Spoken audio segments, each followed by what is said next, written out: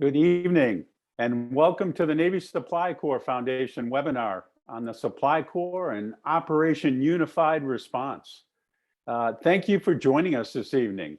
A bit of housekeeping there. We'll be using the Q&A feature this evening for you to submit your questions as we go along, and we'll try to address them during the discussion, but time permitting. And we'll consolidate the answers to any of the others after we get done this evening and post them on our foundation website. So our purpose tonight is twofold. First, to illustrate the extraordinary example of the Supply Corps' contributions to humanitarian assistance and disaster relief. Second, I think it provides an excellent case study in the Supply Corps officers from a variety of commands when they leverage their professional networks to readily or rapidly integrate and play primary roles in a major operation. As you saw in those prelude slides, in this case, it was the January 2010 disaster in Haiti and the resultant Operation Unified Response.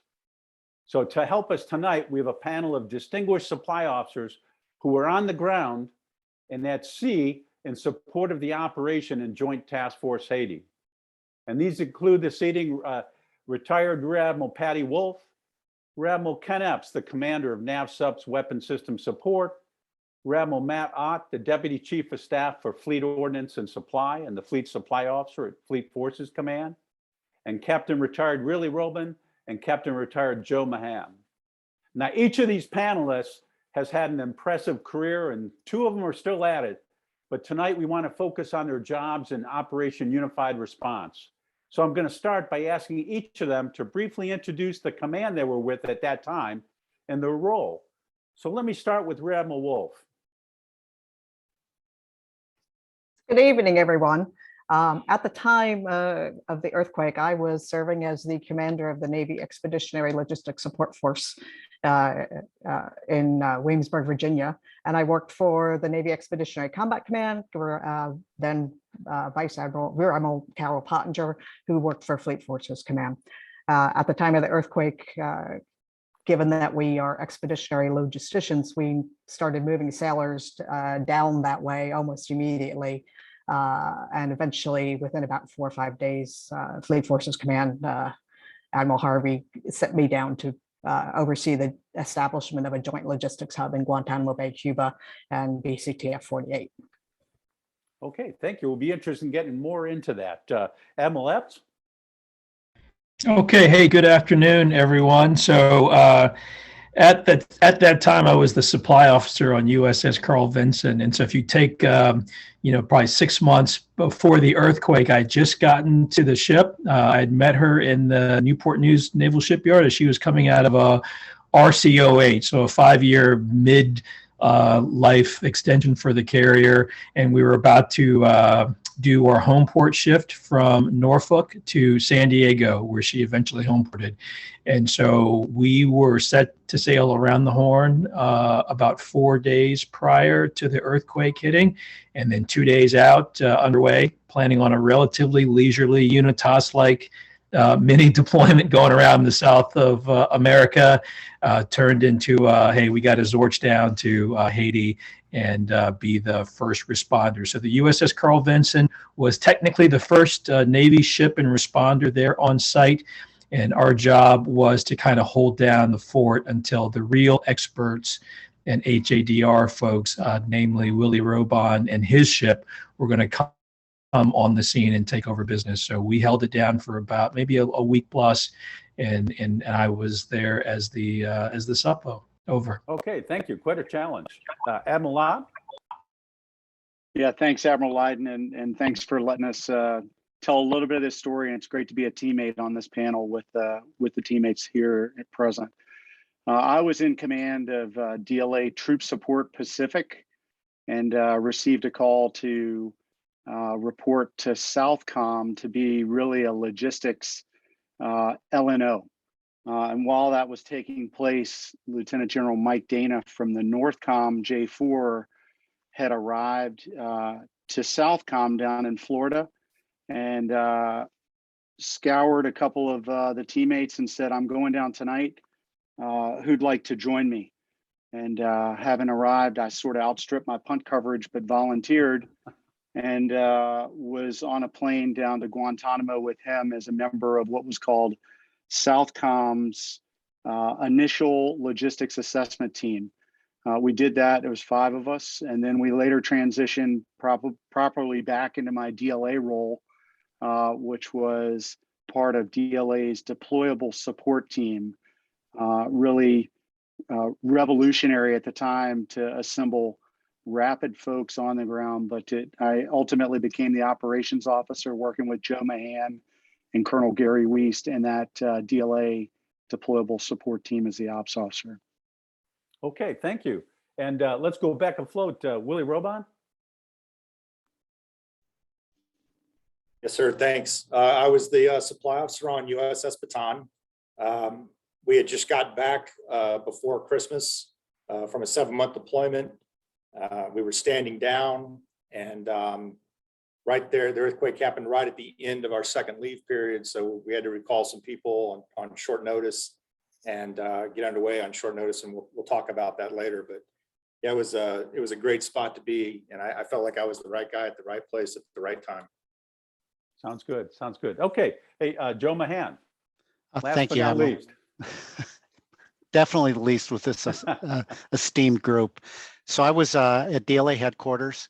At the time, I was working metrics and analytics, and the event happened, and they were asking for volunteers. So I volunteered to be the XO of the DST that DLA was putting together to deploy to Haiti. Incredibly rewarding experience. Pretty fast pace, but luckily working with professionals like are on this call, it was probably the most fulfilling experience I had in the Navy. So DLA really stepped up and came through. Okay, thanks. So let's get into it. I'm going to go back to Admiral Epps, and Carl Vinson was one of the first ones in. So let's start with that. And I know Carl Vinson was diverted, as you said, and responded very quickly. There's no playbook for this. There's no playbook for what you were doing. So what role did the supply department assume as you headed off to the operation? So at the time, Captain, eventually Vice Admiral Bruce Lindsay, who was my CO on Carl Vinson, when we got the order to go down at the time, Admiral Twig Branch was our strike group commander. And when we realized how this was all going to play out, he essentially said to me, "Suppo, you got it." So we were up in the CEO's cabin having a HODS meeting. I think the strike group, we had a partial strike group with us, but Admiral Branch was there with us. They both kind of looked at each other, but he eventually said, "Hey, Suppo, this is going to end up being you, right?" So there's no obvious fall in place, obviously RO, the other folks. And so he kind of said, "You got it." And now, mind you, let me give you a little context for people who have not been on an aircraft carrier, and especially as we're about to go do a home port change. So a couple of dynamics. One, we didn't have a full air wing, which was to our benefit. So that was a good thing. We were planning, this was a 90-day home port shift around the Horn of South America.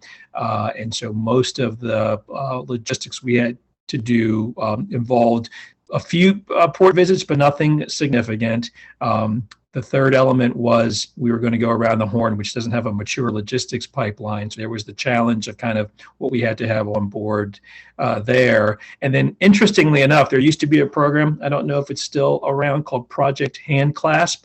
So Project Handclasp was essentially a warehouse of ComRail products that when deploying strike groups went out, you could have this pack-up kit of HADR like of material with you.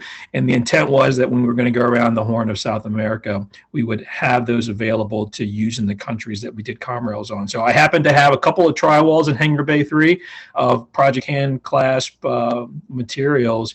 But ultimately, when after about the first 24 hours, and I kind of went back to the CEO the next morning or the next evening meeting and said, "Hey, so we still on track here, sir?" And he's like, "Yeah, now more than ever, Suppo, this is your show." So it ended up really coming down to me. the senior medical officer because of the humanitarian and the medical response that we thought we would have to do while we were down there. You know, obviously on an aircraft carrier, you've got some pretty extensive medical facilities, and then the gun boss. So the gun boss was the third kind of lead for this triad that went in there. But yes, sir, he essentially said, "You got it," and kind of figure this out. Okay, sounds like quite a challenge. Thanks.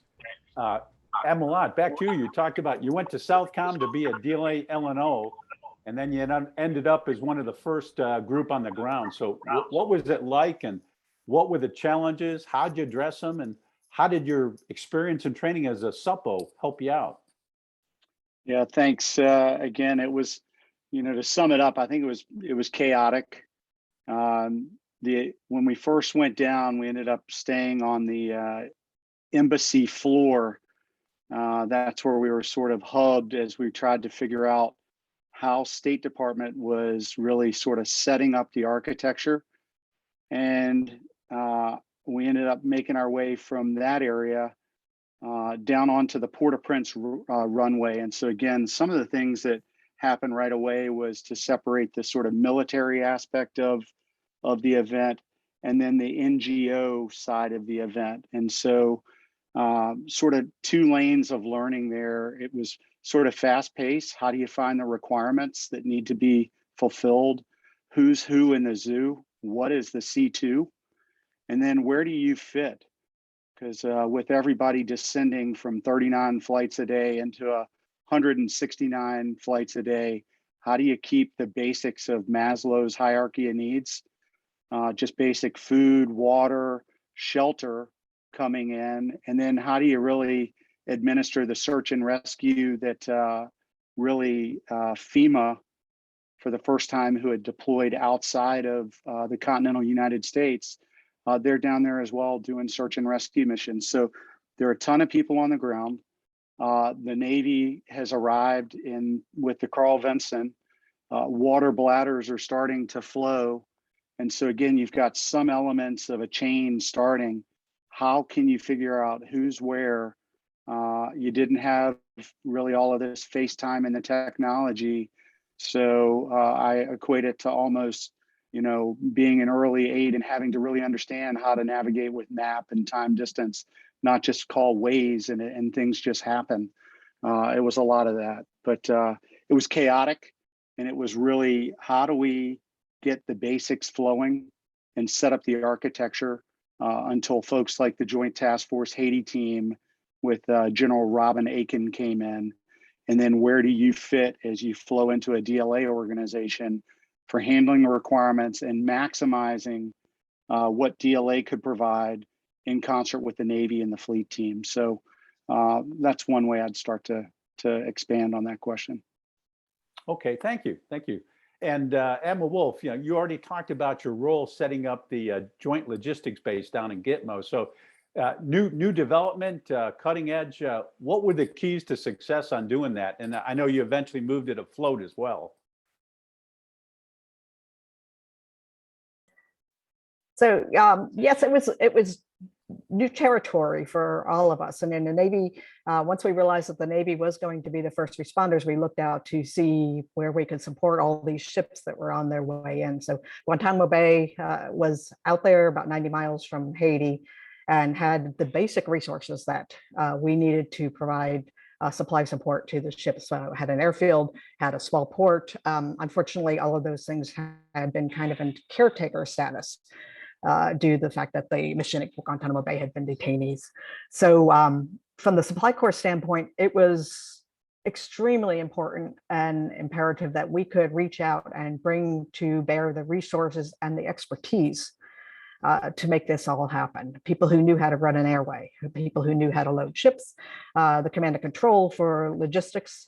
As much as I love my naval aviator friends, the Navy initially sent down a carrier air group staff that wasn't busy at the moment, and they didn't know how to run logistics. So it took the availability of me being able to reach back to the Supply Corps, whether it be active duty or reserve, and say, I need somebody who knows how to do this. I needed a comptroller because I had a base with money. I needed international experts, people to L&Os to deal with all the different services, as well as the international folks. There was a lot of push of material coming into Guantanamo Bay, and then to figure out how to get it to Haiti and which pieces of it they needed. The expertise that we bring as logisticians was immeasurable, and I was so glad to be able to reach out to the gentleman on the Zoom here, but as well as back to the experts that I needed, both on my own staff and then the Fleet Forces Command infrastructure. Maybe I could ask you just to expand. Mhm. I think a lot of folks on tonight have probably different definitions for a joint logistics base. So could you just kind of explain what actually your mission was that you set up? Our mission was to support via a C-Hub base, which was proximity chosen, to provide material and support to any of the ships that were at sea, as well as to assist in the movement of material and people over to Haiti. So there was a lot of communication efforts with the ships. Most of them were self-sufficient for a couple of weeks, so we were pretty much pushing material to them for them to take ashore, figuring out how to take the hundreds of aircraft that came into Guantanamo Bay in the first several weeks, as well as ships that were bringing things in. And the Army LSTs showed up. We had the Coast Guard there. We had the Netherlands ships there that just showed up and said, how can we help? This was an international disaster that everybody in the area wanted help with. And at one point, I think we had 92 ships in the area doing of all sizes and shapes. So our goal was to support them as much as possible, but basically to push material and help to the people of Haiti, to the joint infrastructure on the island there. Okay, thank you. Okay, so now I'm going to go back afloat. Willie, out on the Bataan, you were at the center of the Naval Task Force. So what were the biggest challenges for the afloat supply officers out there that you were working with in this kind of operation? Well, the big challenge was, or I mean to say, one of the things that made it less challenging for me, we went as the ARG. So basically the same group of ships and people that went on the deployment that we had just come back from. So we just basically reconstituted the ARG. We stopped in Morehead City, North Carolina, and loaded up the MEU that we had just left.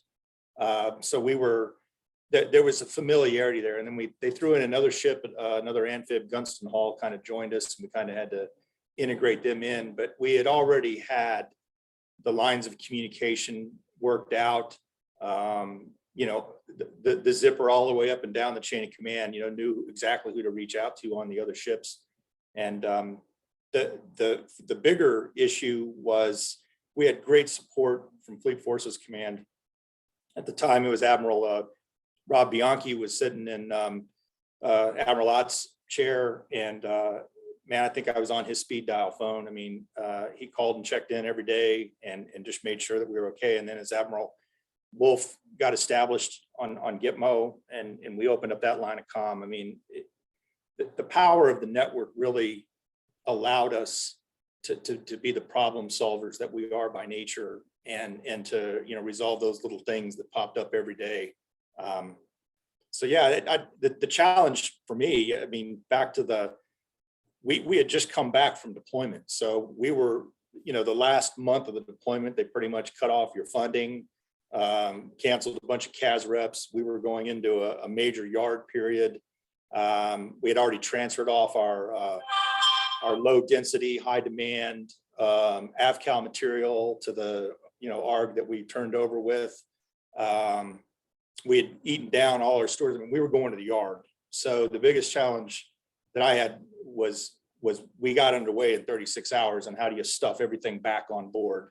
And I got to tell you, the Fleet Logistics Center, the DLA distribution people, DLA prime vendors, they made it. It was incredibly challenging. I mean, we had 2 cranes going on the pier. We had our side port ramp, going full time, and then we started vert repping late afternoon, and we were just stuffing material everywhere we could. And then a bunch of other riders came. There was the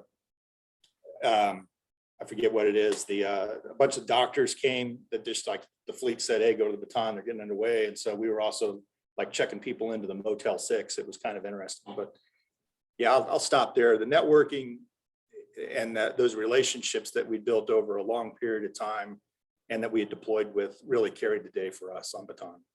Sure, sure. Yeah, I guess the word network's really, really important from all of you that you've talked so far. And I guess the other point I take away from both you and Admiral Epps is just, the ability of the supply officer to react quickly to some incredible, quick changes and challenges there that both of you had as you turned south for the operation. So thank you. Yeah, Admiral, it was so uncomfortable. I mean, we were on stand down and I happened to be in the same section as our senior medical officer. And the day the earthquake happened, she kind of came into the office and said, hey, did you see that earthquake in Haiti? And I said, yeah, it looks bad. And we talked about it. And she goes, do you think we're going to go? And I was like, no way, we're not going anywhere.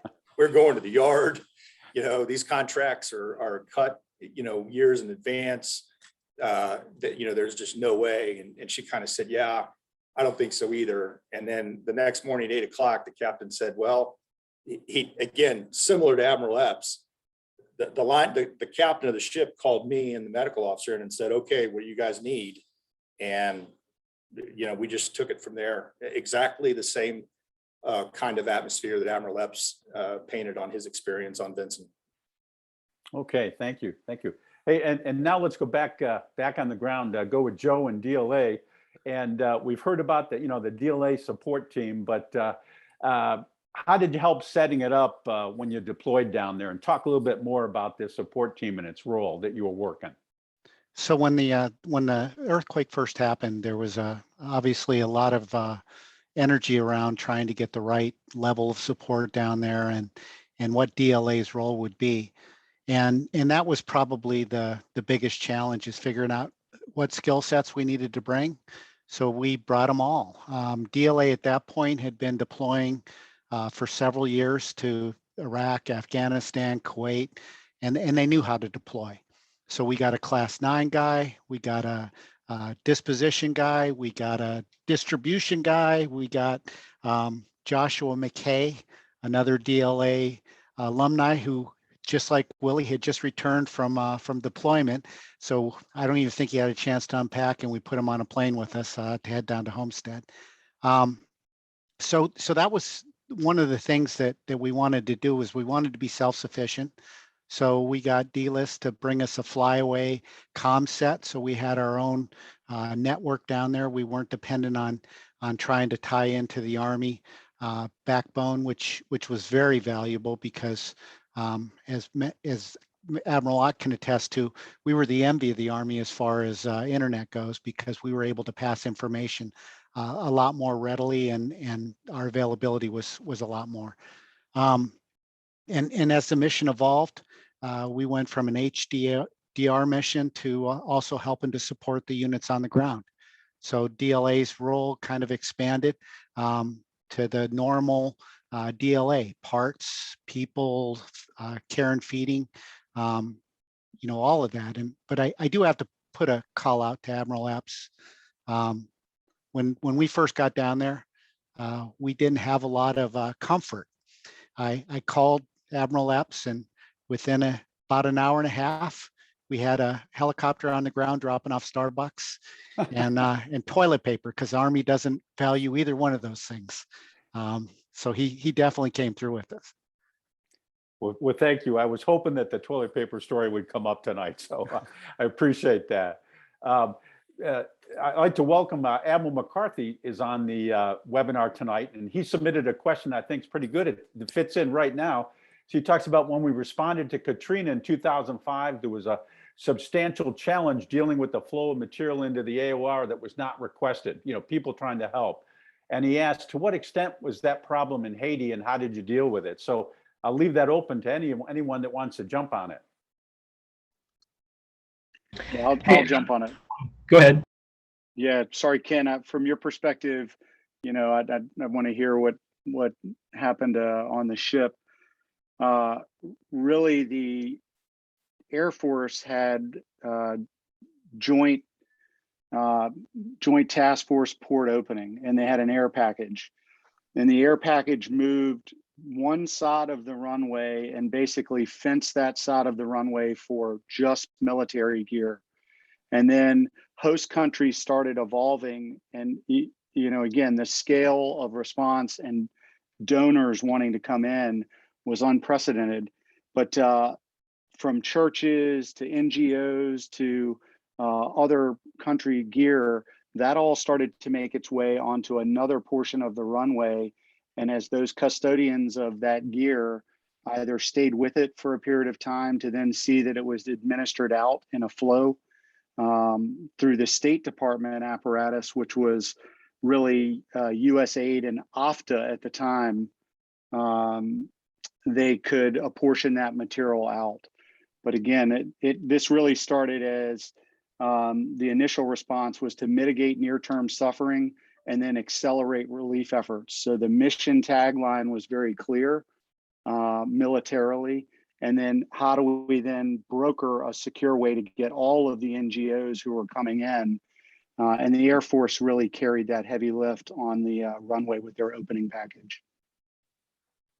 Okay, Admiral Epps, did you want to say something? Yeah, it's really a little bit of an aside, but it brought back a memory that I kind of chuckle at. And so remember, I was on a 60 flying into the Port-au-Prince airport 4 days after the earthquake hit, and we're 400 feet off the deck. I mean, it was like the opening scene from Apocalypse Now, and it was surreal, the damage that happened there.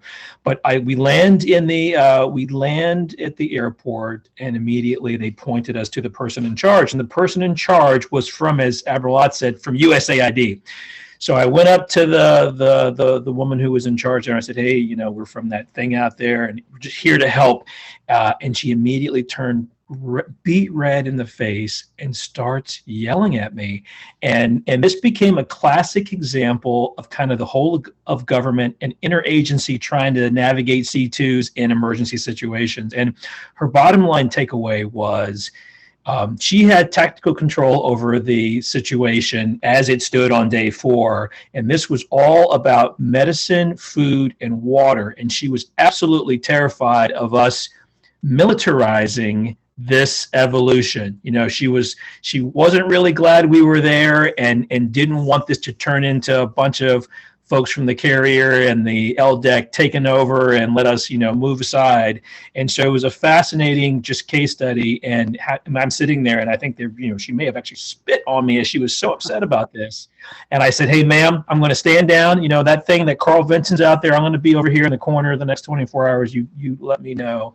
And sure enough, about 36 hours later, she came back and says, "Hey, we need some lift capacity. How can you help us out here?" So it didn't really get to Admiral McCarthy's question about parts and material, but I will tell you, as things were coming in, and NGO planes and World Food Program planes were coming in, we actually, we got bombarded with stuff. And what Admiral Ott said, the ability to sort of have the Air Force and his team sort that out and get it together was a huge Herculean task. But I will tell you, 3 days into it, I wish I had a picture of this. I was looking for it. It's me and the gun boss and a couple of the LSOs from the Vincent are actually working on.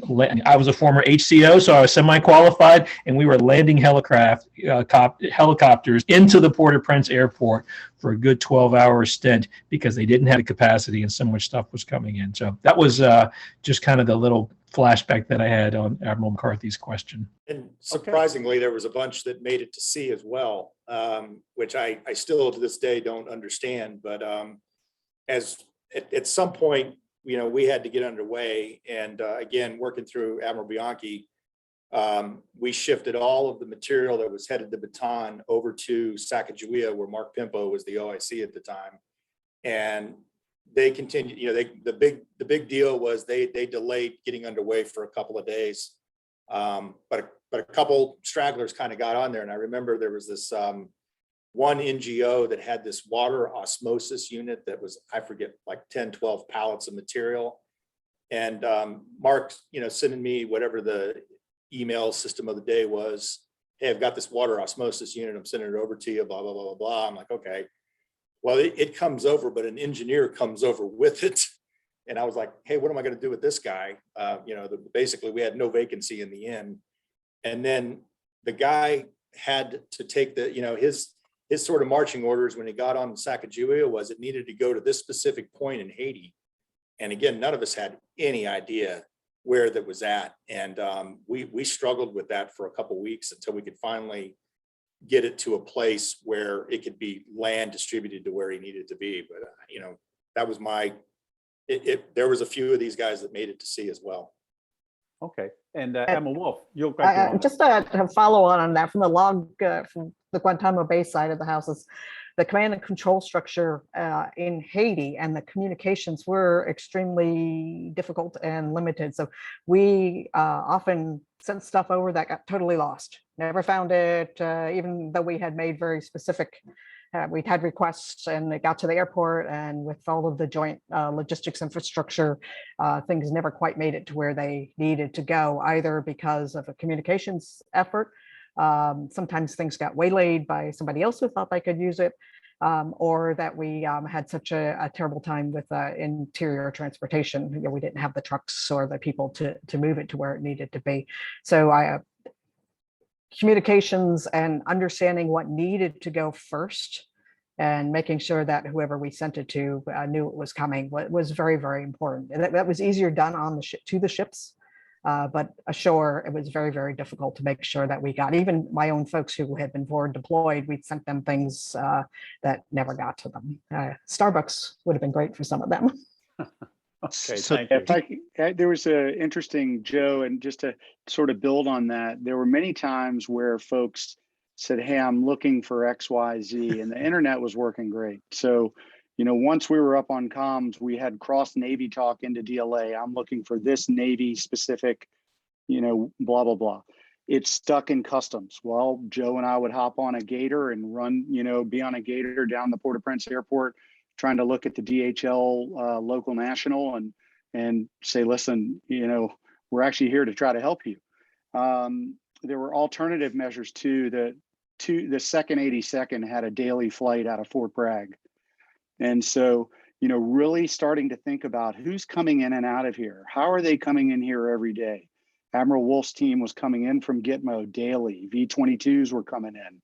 Lily pads were set up.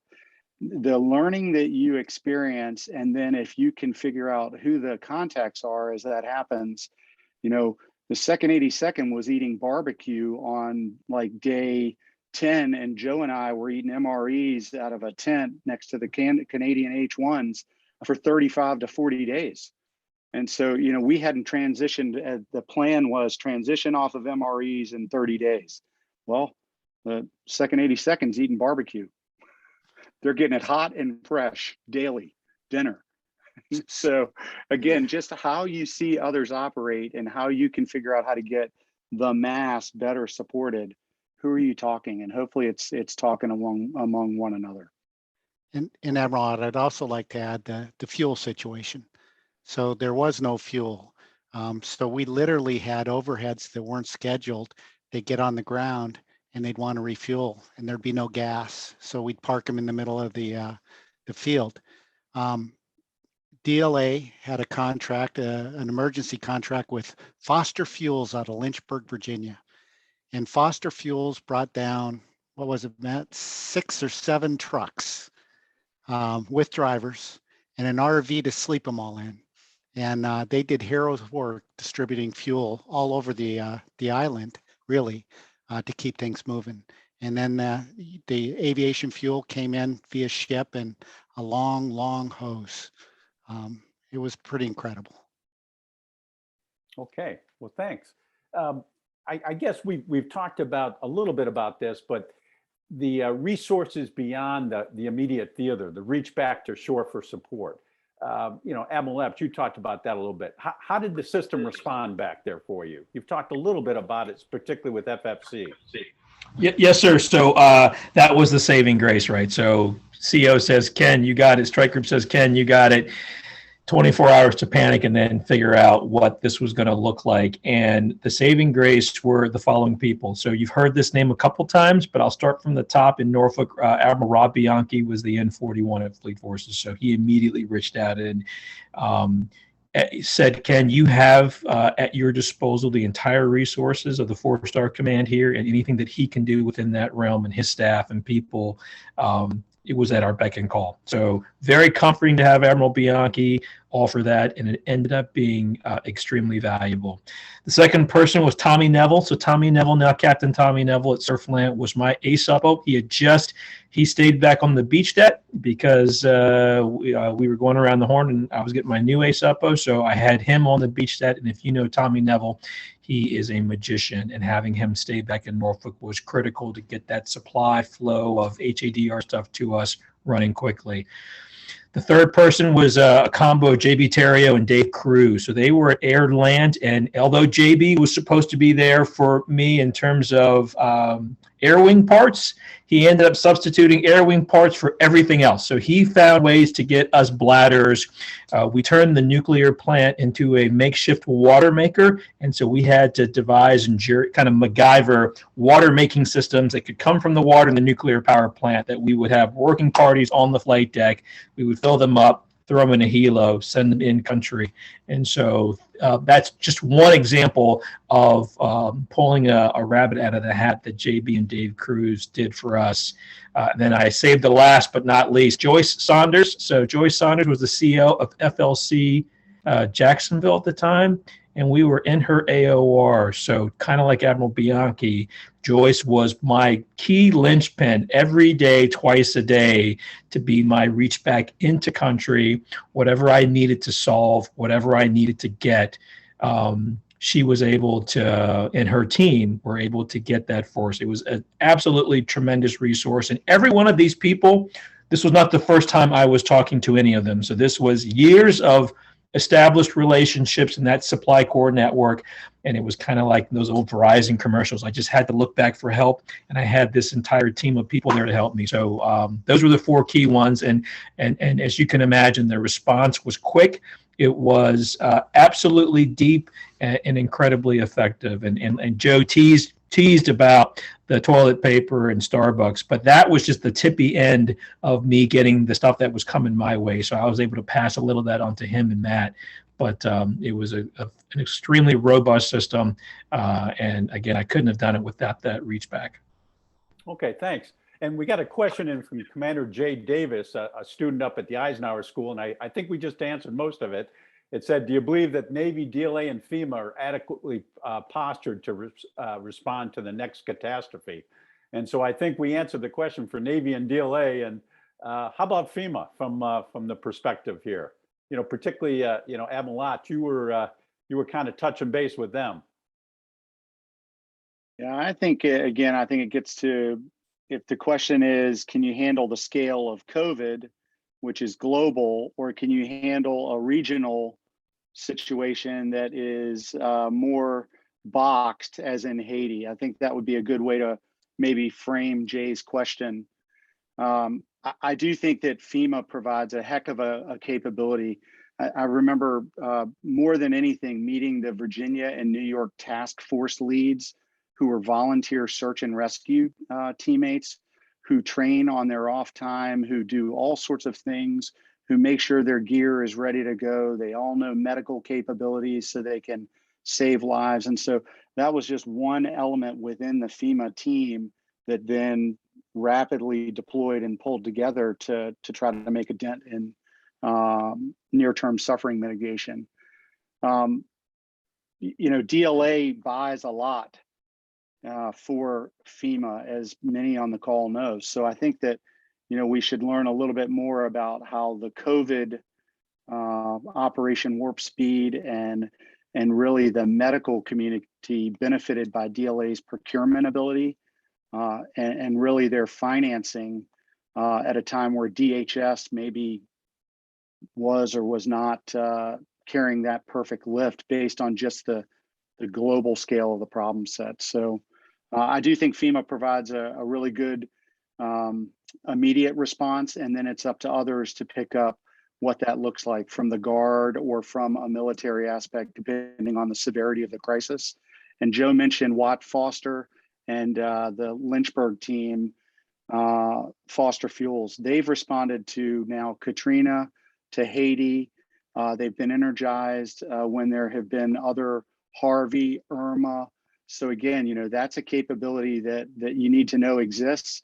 And for us, it was calling back to Vice Admiral Harnachek at Transcom, or Admiral Tron, who had gone from Joint Staff over to State Department as an LNO to try to mitigate this sort of left hand 3 days go by and you have to operate under state condition rules, but you can provide military aid faster, but you can't dominate that signal. So as folks have mentioned, you need to balance or temper that, but that you can provide some response. So hope that helps. Okay, thank you. Thank you. Hey, and as we near the end, people are always at the center of any kind of success here. And I know that most of you folks kind of morphed into missions that weren't your primary, but Admiral Wolf, you had quite a team of sailors from Naval Expeditionary Logistics Force. And, what was your assessment of their readiness and capability as you brought them down to Gitmo? So this question's been asked a lot of me, and it's probably my proudest moment for all of the sailors in our United States Navy. We train for war, and we train those sailors to support forces on the ground and at sea as we engage in our primary mission, which is to maintain the peace. Those skill sets and their training was so ingrained that it transitioned seamlessly to an HADR mission. I think I took about 500 NAVI-LSG sailors at peak time with us, and every one of them knew what they were doing and was able to adapt to the changing environment down there, but also made quite a difference. So I was so very, very proud of our sailors and our teams, the sailors on the ships, because I was out on the ships a fair amount, who all wanted to help, who were doing their job and then more to help the people of Haiti. Folks who went ashore to help the doctors, folks who filled jerry cans full of water on their off hours, as well as did the mission that they were trained to do. Okay, thanks. And sticking with people for just a minute, Joe Mahan. So, how did you get the team assembled? Just talk about that for a minute as you had to get them together and bring them into Haiti. What's that like? Well, so there's a pretty big screening process. So we went out to each of the DLA activities to look for volunteers. Primarily picked folks that had been deployed in the past with DLA, so they understood the sense of urgency. You get them medically qualified, you get them clothes, which were a challenge in itself, trying to put together some sort of cohesive group. Moved them all to Homestead, circled up there, and then worked to get a lift into Haiti. It was a bit of a challenge because they were coming from all over the place, and once we got them there, trying to get lift to bring us in country was a bit of a challenge, and Admiral Ott coordinated that for us and brought us in with a fire truck. But it was a very professional group. They knew what they needed to do, and brought with them what they had to. And we settled into FEMA tents as they disappeared. We took their gator until they repossessed it, and we had a pretty effective group. Okay, thanks. I appreciate that. What I'd like to do just now is just go around with each of you and kind of ask. We probably have a lot of junior officers, junior supply officers listening tonight. So, what's the one takeaway that you would pass on to them from your experience in this particular evolution, as they look to their future careers? Maybe Admiral Epps, how about starting with you, if you could? Sure. No, Admiral Ed, and it's great you're asking me this question now. So I shared it with you, but not with the group. So I'm calling from Silverdale, Washington. I'm here for the 2 days this morning. I was with the FLC, and then I was at the NSY in Bremerton. And for lunch, I met with all the JOs in the area. So I left them with kind of the big takeaway of why I've stayed in so long and what I've loved about it. And I think the theme resonates with what we're saying today. And I told them that, it's the connectedness that we have in the Supply Corps, which I have found to be unlike any other community in the Navy. I said the CEC, they get pretty close to us, and maybe some specific units might have really tight cohesion, but there is nothing like all of us oak leaf wearers that it just creates a bond and a connectedness and a shared experience that is unrivaled, and it makes for great, for great community and getting together. But I also think it makes for great problem solving because the wisdom of crowds kicks in quickly with this group.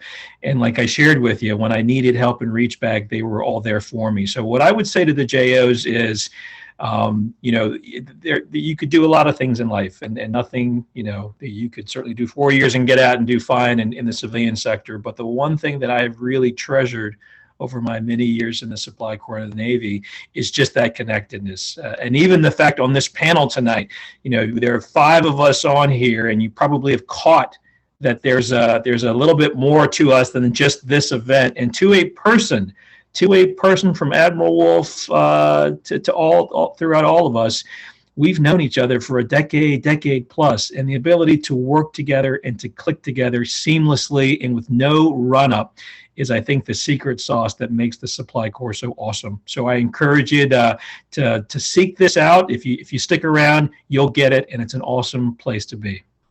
Okay, great points. I'm going to just go around my gallery view so Willie Robon, I get you up next.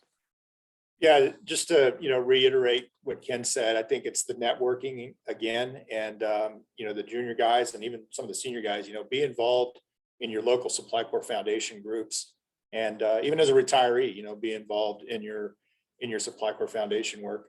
There's a lot of those connections that you work with somebody in a building or on a ship, but there's a lot of opportunity through those foundation events to meet other people in the community, especially the big communities like Philly, Mechanicsburg, DC, the fleet concentration areas. And then to address one of the comments that we have in the question from, I guess, Commander Davis at the Eisenhower School, and it kind of goes, throughout our careers, the planning process is often more important than the product itself, because as the conditions change and as the product that you produce through the process, all of a sudden needs to be changed, or you throw it out the window and start over, that planning process and the networking that goes into that planning process will get you to the right answer that you need as those conditions evolve and change. And so I would just think that, we should always be thinking ahead about worst case, what could go wrong, and having a mitigation strategy for that.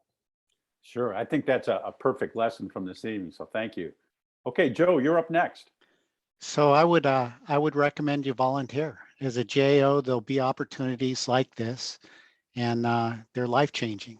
So if you see these opportunities, raise your hand, embrace it, and it will be a very, very positive experience. You'll meet people, you'll reconnect with people, and it's a very satisfying experience. So volunteer. Okay, great point. Thank you. Admiral Lott. Yeah, thanks. I again, building on all the comments because they're spot on. I think the idea of being embedded and being uncomfortable in certain cases means you're moving with operators, right? I think that at this type of an example, or whether it's a float or whether you get to be a little more senior in roles, you're always going to be following how logistics can enable a better mission outcome to operators. And so if you're not with the operators and you don't understand how they work, that's why being ready for sea and the ships that we take from our junior officer tours up through senior officer tours, they're hard. They're incredibly difficult. But if you have a passion in this arena for logistics and supply chain and finance and contracting and understanding how things work, it is a aligning business function. And when something like this happens and hits the fan, then as Joe Mahan just said, raise your hand and then make a difference, right? And then come back and then say, we need asset visibility. We need to integrate class 1 delivery. We need to be L&Os in certain activities. We need to understand how container retrograde management works. We do a lot of planning, but it really comes down to, as Admiral Daryl Caudle saying now at Fleet Forces, it's about execution. You can have an idea and you can innovate, but if you don't execute, all of that is sort of half-staffed. So again, ultimate rewarding experience with so many teammates we didn't even mention, the Mark Bomers, Bill Bariches, Mike Stiglitz, they're just Doug Bridges. There are just so many that deserve a lot of credit and probably would have equal, if not better, perspectives than we're sharing. But thanks.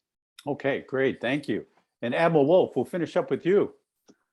So our Supply Corps officers bring a very unique background and experience to the table in something like this. We cross platforms. We have people on ships. We have people in the aircraft squadrons. We have folks who are contract specialists. We have folks who are expeditionary logisticians. And that breadth of experience was something that we could reach out to. And if I didn't know somebody on a carrier or know something about what we were doing, I would reach out to Admiral Epps and say, help me out. This is not my world. And so folks who are able to cross those platforms, serve in several different platforms as a Supply Corps officer, bring that experience to us as a whole and give us more to leverage and more to support the fight or support the mission. And it's part of the reason I love the Supply Corps.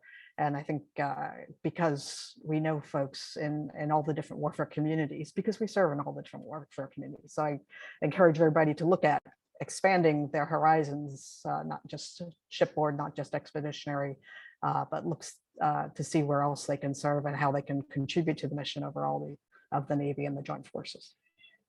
Okay. Well, I can see from it's 11 years and 2 months since this happened, and the passion that all of you still have for it, and the experience that you got out of it is just absolutely evident. So as we come to the end of the session, just thank you very much for your time and your insights and your observations. I hope everybody got a lot out of this, because I thought it was just a wonderful session from you folks there. So thank you. And one thing you did, you really illustrated the broad contributions that the Supply Corps officers bring to the game. You know, this case we talked about tonight was humanitarian assistance. You know, obviously Supply Corps was an essential factor in the success of the operation across all of the elements of that operation, as we heard tonight: the fleet, the joint sphere, the intergovernmental, NGO, and the international sector. So all of those Supply Corps was engaged in. And I know people say, like, well, we focused on Haiti tonight. There's certainly many more examples of the Supply Corps' value over the past decades. We can all think about them: Vietnam, Desert Storm, OIF, OEF, tsunamis, hurricanes. We mentioned COVID, and God help us, Ukraine as it comes up. The list goes on, but hopefully tonight has reminded each of us who wear the oak leaf, who have worn it in the past, that we can certainly be proud of the Supply Corps' incredible capability and responsiveness, regardless of the mission. So finally, in an effort to capture more of your stories, the Foundation is going to be establishing a dedicated email address that members can use to forward the stories to the Foundation, and we'll put out some stuff on that shortly. So follow us on social media. Join us again in the future for webinars, and we'll continue the Foundation's mission to promote the Supply Corps heritage and traditions. So to our panel, thank you again. And to all of our folks tonight, thank you and have a good night. Thanks, sir.